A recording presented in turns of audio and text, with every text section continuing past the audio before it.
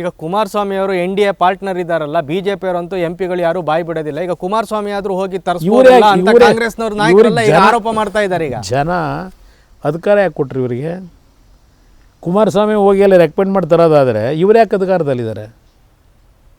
ಇವತ್ತು ಜನ ಅಧಿಕಾರ ಕೊಟ್ಟಿರೋದು ಯಾಕೆ ಕಾಂಗ್ರೆಸ್ಗೆ? ಕೇಂದ್ರ ಸರ್ಕಾರ ದೂರ್ಕೊಂಡು ಕೂತ್ಕೊಳ್ಳಿ ಅಂತಲ.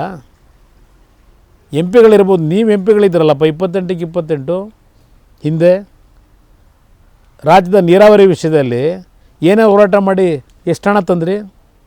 ಕಾಂಗ್ರೆಸ್ಸು 40 ವರ್ಷ ಇದ್ರಲ್ಲ ಸತತವಾಗಿ. ಇಲ್ಲಿ 28ಕ್ಕೆ 28 ಲೋಕಸಭಾ ಸದಸ್ಯರು ಹೋಗ್ತಿದ್ರಲ್ಲ ಕಾಂಗ್ರೆಸ್ಸಿಂದ. ಎಷ್ಟು ಹಣ ತಂದ್ರಿ ನೀವಾಗ ನಮ್ಮ ನೀರಾವರಿ ಯೋಜನೆಗಳಿಗೆ? ಕೇಂದ್ರ ಸರ್ಕಾರದಿಂದ 10 ರೂಪಾಯಿ ತಂದ್ರ? ಇಂದಿರಾ ಗಾಂಧಿ ಕೈಲಿ ತರಿಸ್ಕೊಂಡ್ರೆ ದುಡ್ಡೇನಾದರೂ? ಇವತ್ತು ನೀವು ಮಾತಾಡ್ತಿದ್ದೀರಲ್ಲ 25 ಜನ ಬೇರೆ ಲೋಕಸಭಾ ಮೆಂಬರ್ಗಳ ಮೇಲೆ. ನೀವೇನು ಮಾಡ್ಕೊಂಬಂದ್ರಿ 28ಕ್ಕೆ 28 ಗೆದ್ಕೊಂಡು ಹೋದಾಗ ಈ ರಾಜ್ಯಕ್ಕೆ? ಕಾಂಗ್ರೆಸ್ ಶಾಸಕರೊಬ್ಬರು ಒಂದು ಹೇಳಿಕೆಯನ್ನು ಕೊಟ್ಟಿದ್ದಾರೆ, ಬಾಲಕೃಷ್ಣ ಅವರು. ಅಯೋಧ್ಯೆ ಅಕ್ಷತೆನ ಸರ್ಕಾರದ ಗ್ಯಾರಂಟಿನ ಮುಂದಿನ ಲೋಕಸಭೆಗೆ ಜನ ನಿರ್ಧಾರ ಮಾಡಲಿ, ಅಕ್ಷತೆನೇ ಇಂಪಾರ್ಟೆಂಟ್ ಆದರೆ ಗ್ಯಾರಂಟಿ ನಿಲ್ತದೆ ಅಂತ ಹೇಳುವಂಥ ಅರ್ಥದಲ್ಲಿ ಮಾತಾಡಿದ್ದಾರೆ. ಈಗ ಅದಕ್ಕೂ ಇದಕ್ಕೂ ಸಂಬಂಧ ಏನು? BJPಯವರು ಅಕ್ಷತೆಗಳು ಕೊಟ್ಟಿದ್ದಕ್ಕೂ ಇವ್ರ ಗ್ಯಾರಂಟಿಗೂ ಸಂಬಂಧ ಏನು ಬ್ರದರ್? ಇದು ಇವತ್ತೇನು ಅಕ್ಷತೆಗಳು ಇವತ್ತು ಕೂಡ ನಾವು ಮದುವೆ ಮನೆಗೆ ಹೋಗ್ತೀವಪ್ಪ, ಅದು ಅನ್ನಭಾಗ್ಯದ ಅಕ್ಕಿ ಅಕ್ಷತೆ ಅಂತ ಬೇರೆ ಹೇಳಿದ್ದಾರೆ. ಮದುವೆ ಮನೆಗೆ ಹೋಗ್ತೀವಿ, ಅನ್ನಭಾಗ್ಯದ ಏನು ಇವ್ರ ಅಪ್ಪನ ಮನೆಗೆ ತಂದಿದ್ದೀರಾ ಅನ್ನಭಾಗ್ಯನ? ಏನಿವೇನು ಕಾಂಗ್ರೆಸ್ ಆಫೀಸಿಂದ ಬೆಳೆದು ತಂದಿರೋದು ಅನ್ನ? ಕೇಂದ್ರ ಸರ್ಕಾರ ಇವತ್ತು ಈ ದೇಶದಲ್ಲಿ ಎಷ್ಟು ಕೋಟಿ ಜನಕ್ಕೆ ಅಕ್ಕಿ ಕೊಡ್ತಾಯಿವ್ರೆ?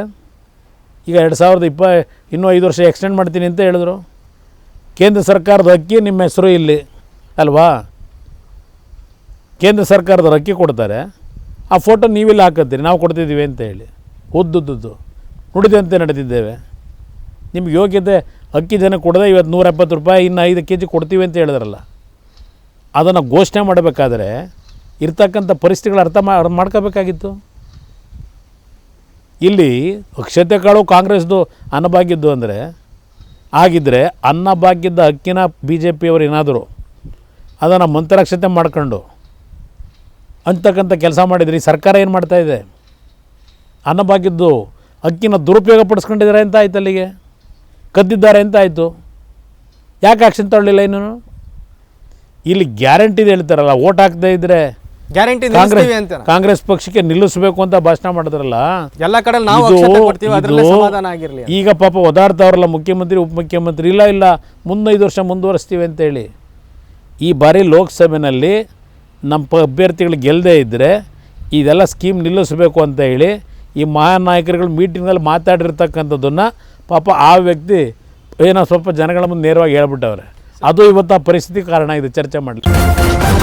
ನ್ಯೂಸ್ ಫಸ್ಟ್ ನಿರ್ಭೀತಿಯಿಂದ ನಿಮ್ಮ ಪರವಾಗಿ.